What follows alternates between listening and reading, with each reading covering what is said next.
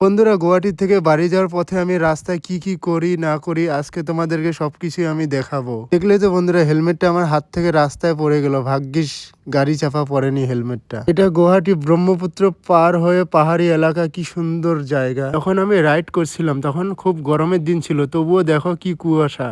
কিন্তু কুয়াশা কিসের জন্য তোমরা হয়তো জানোই, পাহাড়ি এলাকার জন্য, সেই জন্য কুয়াশা সবসময় থাকে। তোমাদেরকে বন্ধুরা গুয়াহাটি সব জায়গায় দেখাতে পারি না ভিডিও করে, কারণ গুয়াহাটি সিটিতে এক হাতে গাড়ি চালানো খুবই টাফ। সকাল সকাল বাড়ির দিকে রওনা দিচ্ছিলাম, সেই জন্য রাস্তাটা ফাঁকাই ছিল। সকাল 8টা থেকে রাত 10টা অবধি পুরো ট্রাফিক জ্যাম থাকে। এই জায়গাটা হলো কোকরাঝার ডিস্ট্রিক্ট। এই জায়গাটা বিকালবেলা আমি এসে বিশ্রাম নিলাম। বিশ্রাম নেওয়া তো যেমন তেমন ভিডিও করার ধান্দা বেশি আমার। কয়েকটা আমি গাছের ভিডিও করেছি, দেখলে তোমাদের ভালো লাগবে, দেখো।